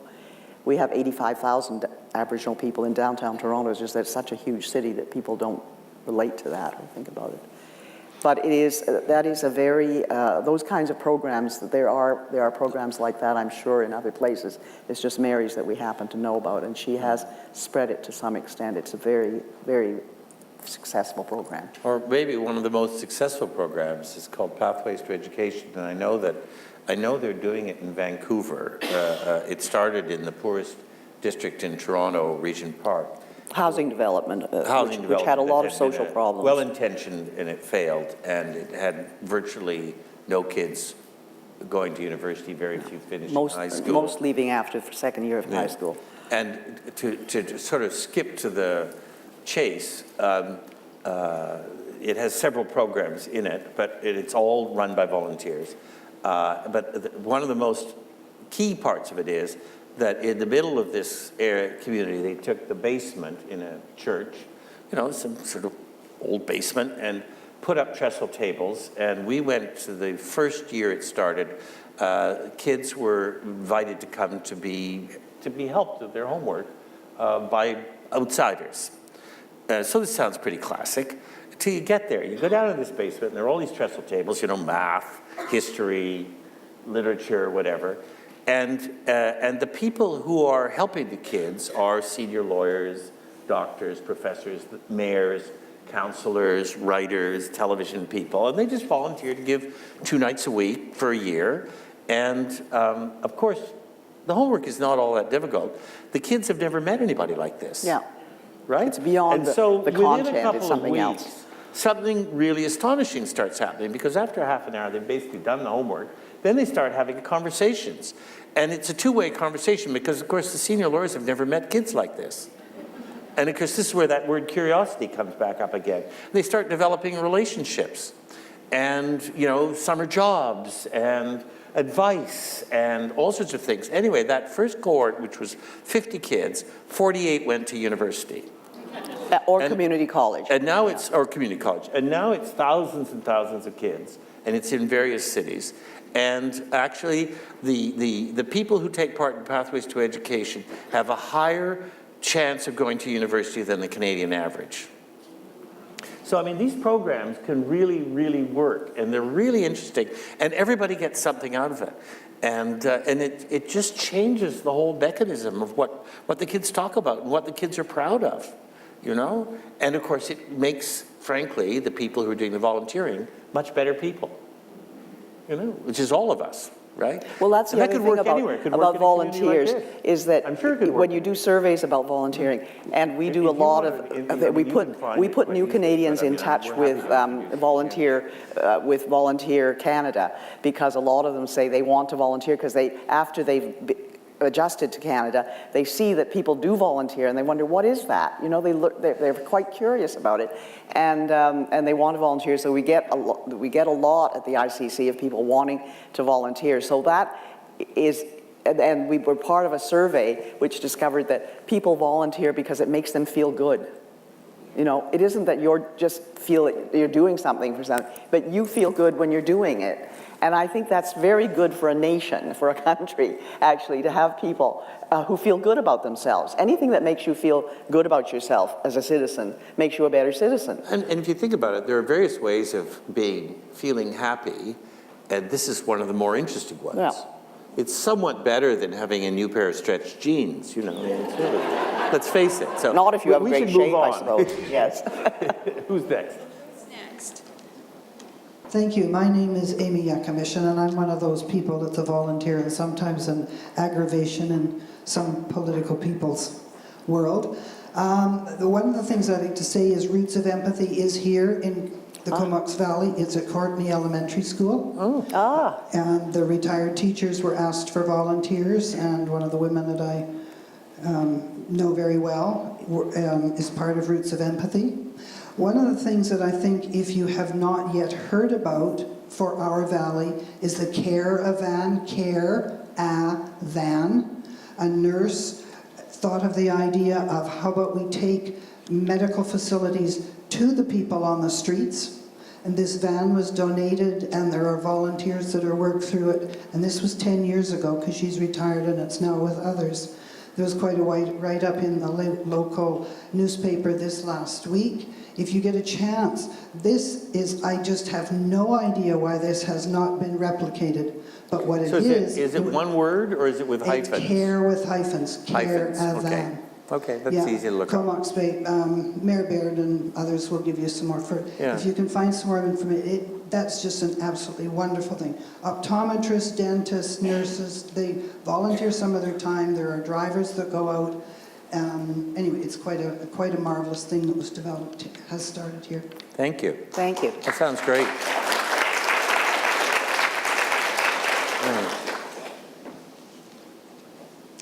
Hi there, my name is Bev Skorniak. I'm one of those Ukrainians from Saskatchewan.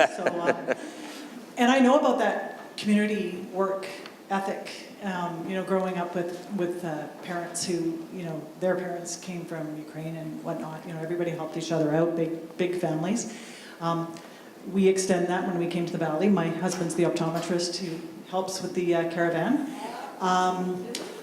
And I don't want to embarrass North Island College, but I ended up in a dispute with North Island College a number of years ago. They built a trades building in the back of my house, and it was really loud. And in the end, I ended up spending $30,000 of my own money, and it was pretty frustrating. But that's when I got to meet Bruce and the Restorative Justice group. I didn't know it was unique to the Valley. I never needed a lawyer in my life or anything. I just said, is there any way we can resolve this issue without me spending lots of my money? Fact is, I spent the money, the issue never really did go anywhere, and my lawyer died. But I don't ever look at it as bad. I always look in the bright side. I always try to, take that lesson and use it and pay it forward. So my comment tonight, though, is something along the lines of justice. And of all things, now I was contacted by a veteran to help with a medical issue within the veteran community. And Romeo Dallaire recently testified in Ottawa, and I actually attended one of the meetings in Ottawa as well. And one thing that I would think about is I'm now involved in the veteran community, even though I'm not a veteran and didn't grow up with that community, but that's a system that needs some repair work. And so that's where you don't have the empathy, because as soon as a Globe and Mail story came out about Romeo Dallaire's testimony, the comments on it were just heartbreaking. There's no empathy there. So that military style system, I know that's a whole separate issue, but coming from a world of empathy and being thrown into that's just a real shock. So I do follow the lawyers, and I do follow a lot of the stories on that, and I hope that that's a system that can get repaired someday. I think there's a lot that is coming to consciousness. I'm the Colonel-in-Chief of Princess Patricia's, and I know our association, which is the retireds, former Patricias and so on, with quite a strong association, has taken on the whole question of suicide. And we did that starting last year at the annual general meeting, and they're excellent papers done, and they have been brought forward to the Department of Veterans Affairs. There's a lot of, military people retire at 53, with 35 years of service behind the belt. So they've got a lot of energy to still do things, and a lot of them are turning their attention to this. And I'm hoping very much that we will get some way of dealing with it. As Colonel-in-Chief, I have been to a number of funerals of people who died unexpectedly and inexplicably to their families because they commit suicide. And it's a terrific tragedy, and one has to think of how and why that is happening. Is there anything that proofs you against it? Even if you choose the military and you choose what you're going to do, what can help? So I think we are trying to move along. It's no longer a shabby little secret or anything. People are moving along with it. I mean, and I could just add, my father was an Army officer and, started as a volunteer in 1940, and then, did D-Day, et cetera, but then stayed in after the war, actually moved from the Winnipeg Rifles to the Patricias and had a full career, and then as a colonel. And so I was sort of brought up surrounded by that, and only a quarter understanding, because in those days people didn't really talk about these things, right? They didn't talk about suicide. They didn't, the officers' wives, one of their jobs was to go around and see wives whose husbands were a problem. Nobody ever said, well, the reason they're a problem in many cases is because they had PTS and, they hadn't recovered from whatever had happened to them in Korea or wherever. And really the system was awful. I mean, it can't be overstated how terrible it was. There was no sense that, you were a hero, you came home, and if you left the armed forces, you got a parade and then go back to your job in the mill or the bank. And there was no talk about it. It was one of the explanations for the levels of alcoholism in the country, that, the troops coming back from the First and Second World War. I mean, drinking was one of the ways to try and, one of the roles of the Legion was it was a place you could go and safely drink, and there was nothing to be said. You just were at least with people who knew why you felt you had to get drunk, right? Yes. And then Romeo Delair's talked about that a lot. He's been wonderful. He's been a big influence. You cannot overstate how marvelous Romeo Dallaire has been. Under the kind of pressure he, emotionally has been. And so, I think Adrienne's quite right. I mean, certainly the Patricias and I think the other regiments have got much better at trying to help. The biggest difficulty is all the people who say the people from the militia who are, quite a few militia there was a whole percentage of militia who were in Afghanistan and so on, and they come right home, not to the regiment, but to Comox, to Courtney, and there's no one really for them to talk to. There are a few people maybe in the local militia regiment, but even them, if they haven't really been abroad, they don't really know. They don't really understand it. This is really tough. Yeah, and that's what happened after the Second World War and the First World War. Well, all these people actually, it's happening more and more now with our military engagements, because we call it peacekeeping, but it isn't. We're sending people out there to go to war, really. Or different kinds of war. Different kinds of. They're dealing with guerrilla conflict. They're not, they're not patrolling a no man's land between two warring factions. It's not like that. And I knew that from Medak Pocket, which was 1993 when the Patricias were engaged in that. And when I was Governor General in 2001, we gave them a Governor General's commendation. And a lot of them did not come to the commendation in Winnipeg. And they came, a few of them, a little group of them, came to see me privately at the hotel to tell me why they weren't going to come. And that was when I first heard from them about the PTSD and the terrible things they'd been through and how they didn't want to come to a big ceremony and a parade and getting honored for it because they couldn't face it and they didn't want to face it. And it had never been dealt with. And there's one other really interesting side which is not talked about enough, and it's getting a little bit better but could get a lot better. And that is that, essentially there's this idea that if you're in the armed forces and you're damaged, wounded, damaged, lose a foot, whatever it is, well, then they have to get you out because you're no longer capable of passing the medical, right?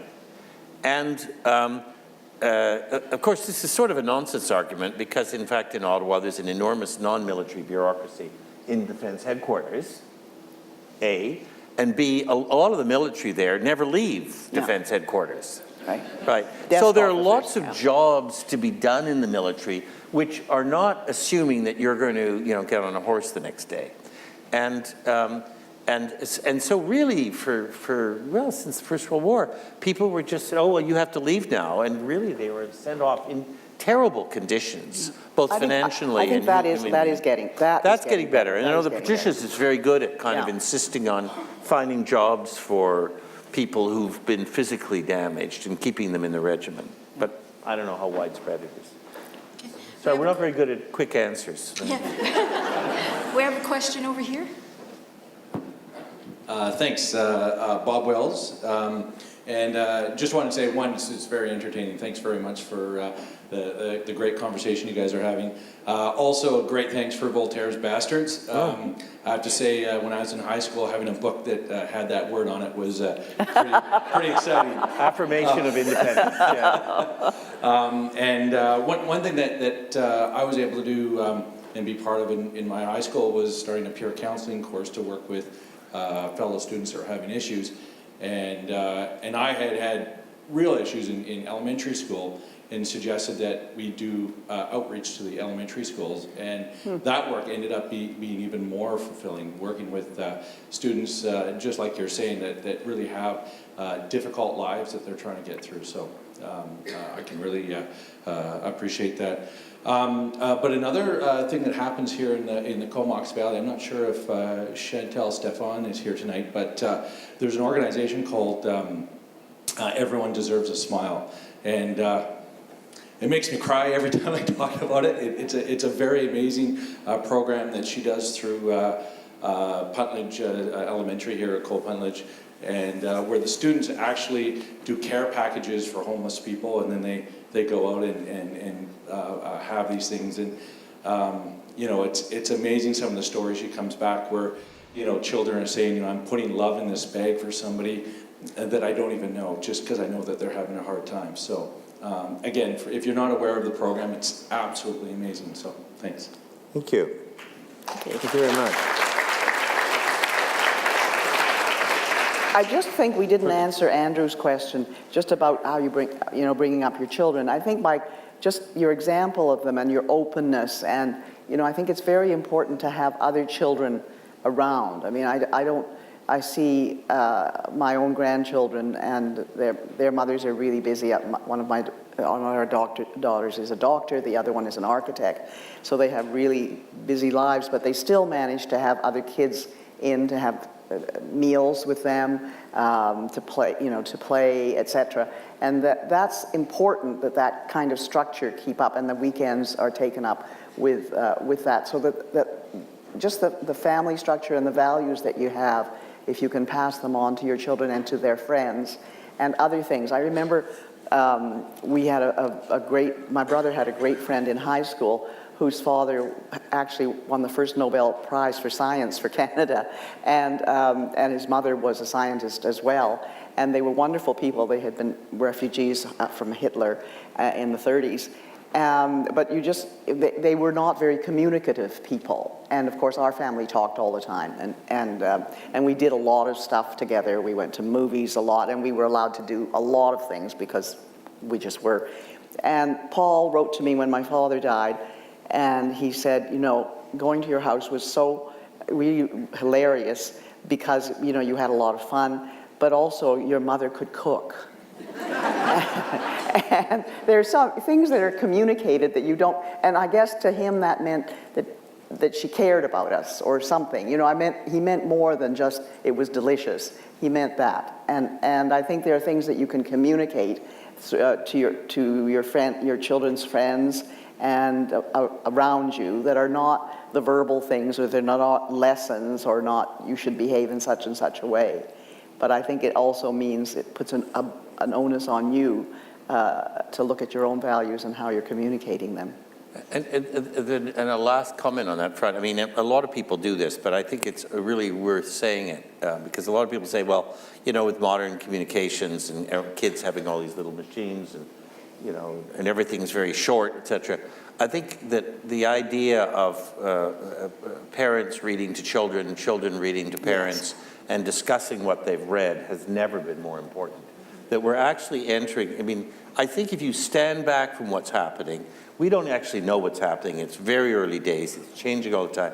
But it's clear that we're moving from, an overly written civilization into an increasingly oral civilization. So in a way, we're going back to, people say the Gutenberg's era is over. In a way, we're going back to a pre-Gutenberg, which is going to be much more oral. But there is a real need, I think, for parents and children to be discussing things together, and you can only discuss things if you do something.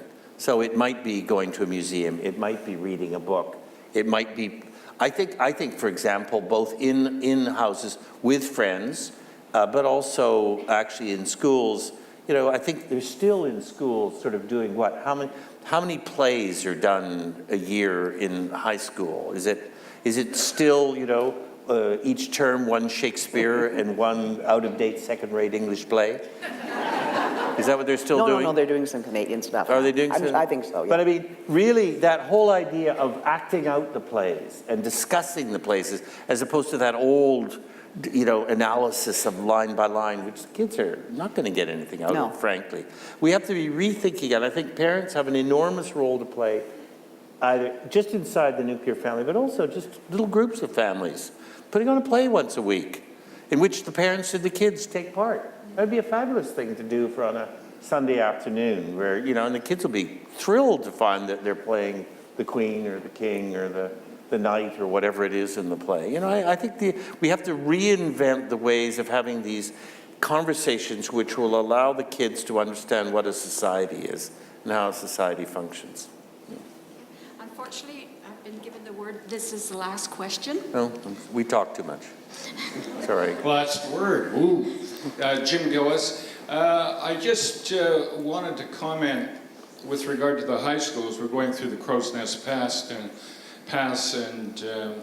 met our granddaughter there, and she is in high school, and I was absolutely flabbergasted at the hundreds of high school kids that were organizing their own money and then going over to Europe to celebrate our war dead from the 100 Yeah, amazing. Oh, yeah, War. at Vimy, yeah. And I just wondered whether you have any observations or comments with regard to that. I think that's a wonderful example of kids being educated just by doing. Well, I was at Vimy for the commemoration because the Patricias had a great role at Vimy, and we were there 10 years ago for the 90th, and I was determined that I would come back for the 100th, and it was a wonderful commemoration. And Arras, the town, which is nearest Vimy, the biggest town nearest Vimy, was just invested by Canadian kids. I mean, I was there for 3 days, and it was incredibly beautiful weather, so unusual. Nobody could believe it was 25 degrees and sunny. So everybody was in outdoor cafes and eating, and it was just filled with Canadian flags and Canadian kids from Humboldt and Humboldt, Saskatchewan, and they'd said that, they'd been selling cookies for 2 years to earn their fare over, and they had special history classes to learn about it, and I think it was a great thing to have that kind of commemoration because they really all got involved. I don't know how the programs were in different provinces, but certainly I think there were something like 20,000 kids altogether. For 2025, yeah. 2025, yeah. But I mean, I think what needs to be looked at, and I'm not putting a wet blanket on it, is how much study, how much discussion was done, how many novels were read. I mean, because some of the greatest ways of understanding the First World War are a handful of great novels, of which 2 or 3 of them are Canadian. Three-Day Road, The Wars, what's the great... The Danger Tree. The Danger Tree. From Newfoundland. Newfoundland. And really the kids reading these novels before they go and after they go. I think they did. I think a lot of them did that. Yeah, I just don't know. Because the teachers were with them, and we had conversations, and we'd sit down, because we were sitting down in a central square, and people recognized me, so they'd come over and chat. And I think they did. I think they did all of that sort of thing. But there needs to be really, really, really serious discussion around all of that to make sure that it's understood in its fullest context. Which is, I think that was happening. Good. But as well, there were individual students that would pick a person from that era and follow there and bring their... Yes. Interesting. Good. Yeah. An interesting article in the Globe and Mail. Yes. Well, it's very interesting because I think it's that feeling of the individuals that's important. When we, in 2005, we went to Holland for the 60th anniversary of the liberation of Holland by the Canadians. And truly, that was one of the most remarkable things. People came, out to welcome Canadians, and we had, of course, some military presence.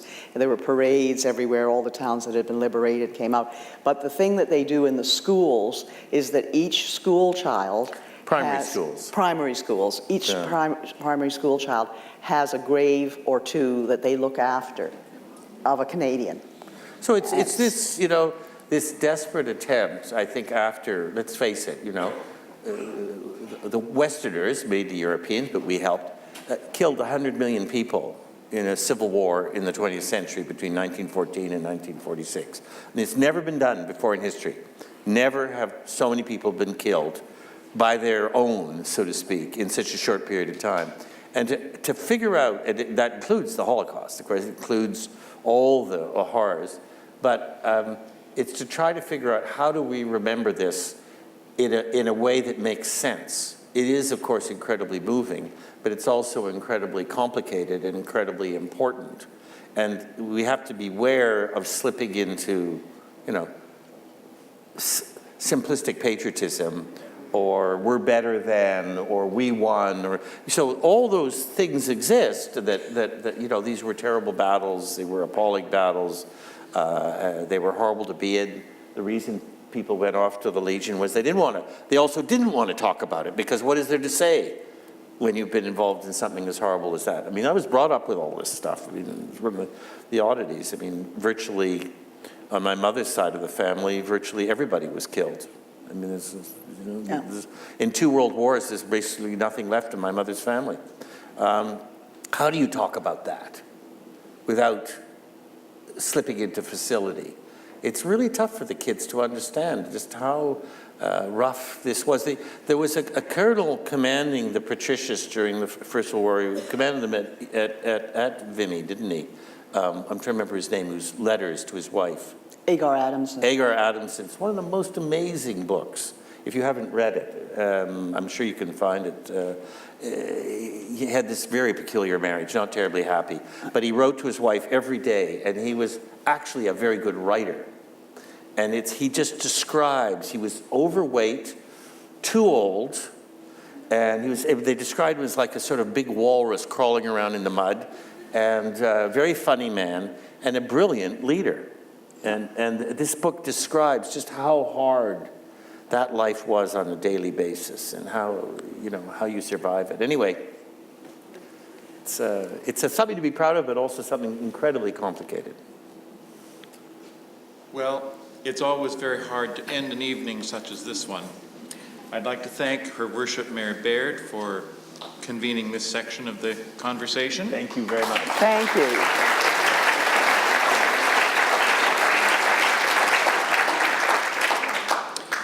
And of course, I should start off by saying how appreciative we are of the time and energy that our speakers have brought to this evening. So thank you, Madam Clarkson and Dr. Saul. Your dialogue and conversation this evening has opened hearts and minds to the very real possibility of reconciliation and inclusion. When we determined to extend the invitation to you both to do a joint Campagnolo lecture, we thought it would be a great experience for our audience. But it was even better than we had hoped. We hope it was as enjoyable for you as it has been for us. Great. And a word came to me in the middle of the conversation and dialogue, and it's not a word that I use very often, but it's serendipity. I'm not sure how many of you are aware of this, but this is, of course, the absolute middle of Volunteer Recognition Week here in the Comox Valley. And we have none other than the Executive Director of Volunteer Comox Valley present in our audience. Take a wave, Joanne Weens.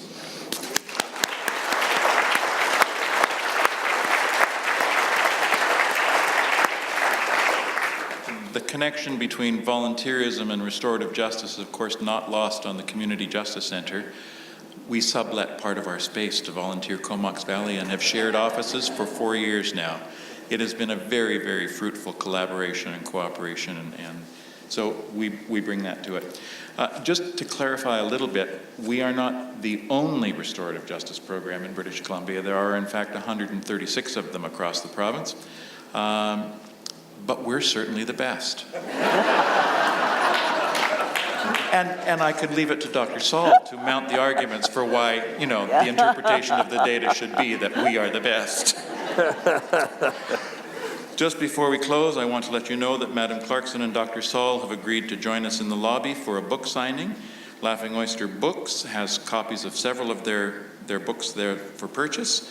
And I want to thank you each for coming this evening, for showing your support for restorative justice, and for continuing to support the Community Justice Center in all of the work that we do across the Comox Valley for the last 19 years. Thank you very much, and I hope you have a safe journey home.